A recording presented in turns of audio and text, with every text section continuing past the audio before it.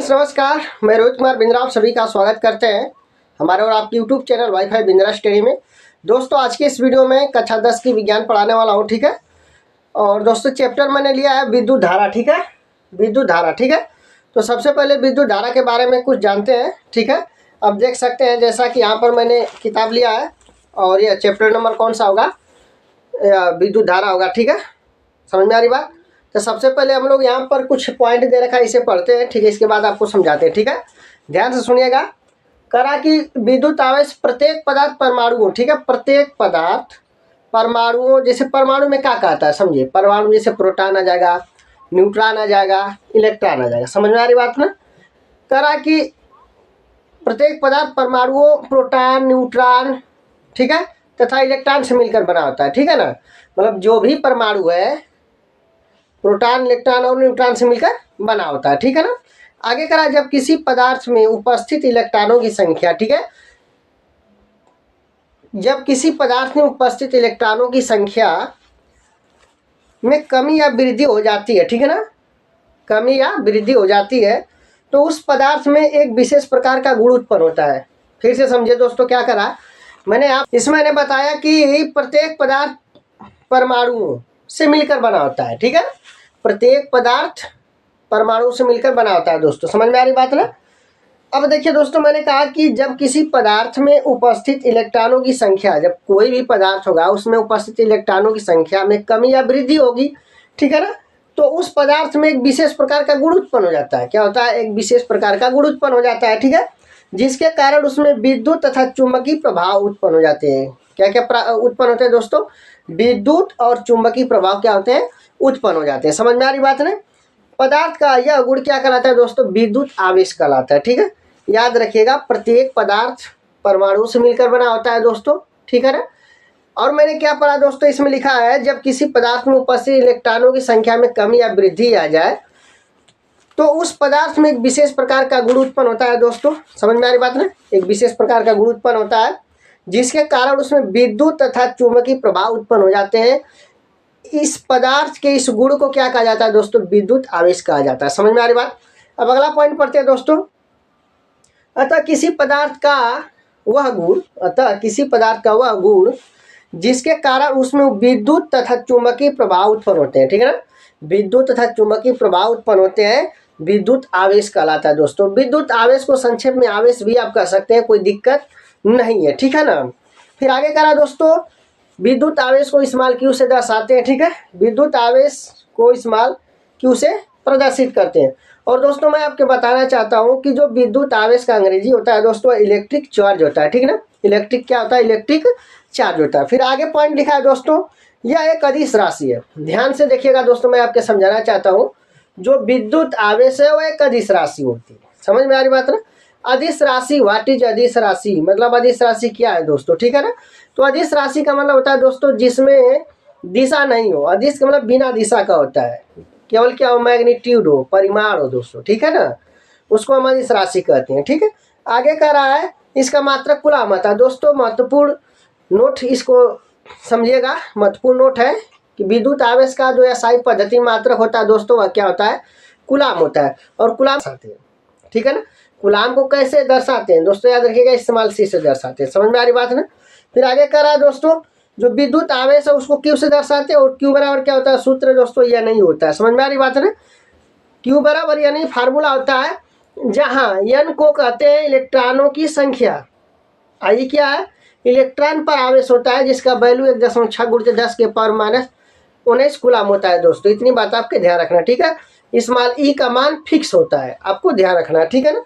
फिर आगे लिखा है दोस्तों, एक कूलाम आवेश किसे कहते हैं? ठीक है, एक कूलाम आवेश किसे कहते हैं? मतलब एक कूलाम आवेश उस विद्युत आवेश के तुल्य है, ठीक है ना। एक कूलाम आवेश उस विद्युत आवेश के तुल्य है जो लगभग 6 × 10 के पावर 18 इलेक्ट्रॉनों में उपस्थित होता है, ठीक है ना। वह एक कूलाम आवेश कहलाता है दोस्तों, ठीक है ना।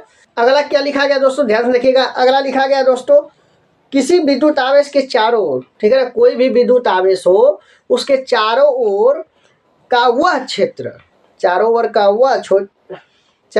वह क्षेत्र जिसमें उस आवेश के प्रवाह का अध्ययन किया जाता है, जिसमें उस प्रवाह का अध्ययन किया जाता है विद्युत क्षेत्र कहलाता है। समझ में आ रही बात ना, मतलब जिसमें उस आवेश के प्रवाह का अध्ययन किया जा सकता है ना, ठीक है ना। मैंने क्या बोला दोस्तों, जिसमें उस आवेश के प्रवाह का अध्ययन किया जा सकता है उसे क्या कहते हैं दोस्तों, विद्युत क्षेत्र कहते हैं। समझ में आ रही बात ना। अब विद्युत क्षेत्र का जो अंग्रेजी तो होता है दोस्तों इलेक्ट्रिक फील्ड होता है। क्या होता है, इलेक्ट्रिक फील्ड होता है, ठीक है। तो दोस्तों यहाँ पर जितने भी मैंने आप देख सकते हैं कि मैंने किताब में पढ़कर आपके समझाया, ठीक है।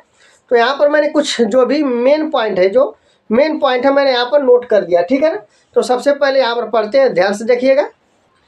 हाँ तो दोस्तों यह पार्ट नंबर पहला होगा कक्षा 10 विज्ञान विद्युत धारा। मैंने चैप्टर का लिया है दोस्तों विद्युत धारा, और ये पार्ट नंबर 1 होगा। मैंने पार्ट नंबर 1 से पढ़ाना स्टार्ट किया है और इसको पूरा ख़त्म करूँगा, इस चैप्टर को पूरा ख़त्म करूँगा, ठीक है ना। इसका आगे प्रश्न भी बताऊँगा और इसका प्लेलिस्ट में बना दूँगा। आप प्लेलिस्ट में जाइए, प्रत्येक वीडियो को देखिए और समझिए, ठीक है ना। तो ध्यान से देखिएगा, यहाँ पर हमने हेडिंग क्या लगाया दोस्तों, सबसे पहले अपन हेडिंग लगाया विद्युत आवेश। दोस्तों विद्युत आवेश को आप संक्षेप में आवेश भी कह सकते हैं, कोई दिक्कत नहीं है, ठीक है ना। विद्युत आवेश को आप आवेश भी कह सकते हैं, ठीक है ना। तो देखिएगा पहला पॉइंट क्या लिखा है दोस्तों, पहला हेडिंग मैंने लगाया है विद्युत आवेश, और इस विद्युत आवेश में पहला पॉइंट हम आपको बता रहे हैं, ठीक है। पहला पॉइंट में इसकी परिभाषा जानेंगे दोस्तों, ठीक है। किसी पदार्थ का वह गुण, परिभाषा ध्यान से सुनिएगा, मैंने जो बताया अभी यहाँ पर लिख दिया हूँ, ठीक है। जिसके कारण उसमें विद्युत तथा चुंबकीय प्रवाह उत्पन्न होते हैं, ठीक है। विद्युत तथा चुंबकीय प्रवाह उत्पन्न होते हैं, विद्युत आवेश कहलाता है। समझ में आ रही बात नहीं दोस्तों। अब आते हैं दोस्तों कौन सा पॉइंट नंबर दूसरा, याद रखिएगा दोस्तों, विद्युत आवेश अथवा आवेश को हम स्मॉल क्यू से दर्शाते हैं, ठीक है ना, अथवा स्मॉल क्यू से प्रदर्शित करते हैं, आप देख सकते हो, ठीक है। और दोस्तों याद रखिएगा यह एक अदिश राशि है। मैंने बताया कि विद्युत आवेश एक अदिश राशि है। अदिश राशि क्या होती है दोस्तों, वे राशियां जिन्हें व्यक्त करने के लिए केवल परिमाण की आवश्यकता होती है, दिशा की आवश्यकता नहीं होती है, उसे हम क्या कहते हैं दोस्तों, अदिश राशि कहते हैं। समझ में आ रही बात ना। तो यह एक क्या अदिश राशि, आवेश क्या है, एक अदिश राशि दोस्तों, ठीक है। अगला पॉइंट मैंने लिया चौथा नंबर, इसका मात्रक यहाँ पर 2 बार लिख दिया, ठीक है। इसका मात्रक क्या होता है दोस्तों, कूलाम होता है, और यहाँ पर मैंने सी यहाँ पर मैंने सी लिखा है, इसका मतलब कूलाम को हम सी से प्रदर्शित करते हैं, ठीक है ना। अब अगला पॉइंट समझिए दोस्तों, अगला पॉइंट मैंने इसका सूत्र लिख दिया विद्युत आवेश। विद्युत आवेश को क्यू से दर्शाते हैं, क्यू बराबर जो फार्मूला होता है वह यह नहीं होता। जहां पर यन को क्या कहते हैं दोस्तों, ध्यान से सुनिएगा, जहां पर यन क्या है दोस्तों, पदार्थ में इलेक्ट्रॉनों की संख्या, मतलब यन को आप क्या कहेंगे, इलेक्ट्रॉनों में, पदार्थ में इलेक्ट्रॉनों की संख्या, मतलब इलेक्ट्रॉनों की संख्या दर्शाता है। यन क्या दर्शाता है, इलेक्ट्रॉनों की संख्या दर्शाता है। और दोस्तों ई क्या है, इलेक्ट्रॉन पर आवेश है। ई क्या है, इलेक्ट्रॉन पर आवेश है, जिसका मान 1.6 × 10⁻19 कूलाम होता है। कितना होता है दोस्तों, 1.6 × 10⁻19 कूलाम होता है, ठीक है ना। अब देखिए दोस्तों, हमने नोट लिया, नोट नंबर पहला क्या लिखा गया है, नोट नंबर पहला में हम आप यही पढ़ेंगे दोस्तों कि एक कूलाम आवेश किसे कहते हैं, मतलब एक कूलाम किसे कहते हैं। समझ में आ रही बात ना। यहाँ पर मैंने परिभाषा लिख दिया इसी में नोट बना के, ठीक है। एक कूलाम आवेश उस विद्युत आवेश के तुल्य है, मतलब एक कूलाम आवेश उस विद्युत आवेश के तुल्य है जो लगभग 6 × 10⁻18 इलेक्ट्रॉनों में उपस्थित होता है। समझ में आ रही बात ना। तो एक कूलाम की ये परिभाषा है, ठीक है, याद रखिएगा। आते हैं नोट नंबर दूसरा, किसी विद्युत आवेश के चारों ओर का वह क्षेत्र, समझिएगा ध्यान से, ठीक है। मैंने क्या पढ़ा दोस्तों, यहाँ पर किसी विद्युत आवेश के चारों ओर का वह क्षेत्र जिसमें उस आवेश, यहाँ पर क्या लिखा गया दोस्तों, आवेश लिखा गया, क्या लिखा गया दोस्तों, आवेश लिखा गया, ठीक है ना।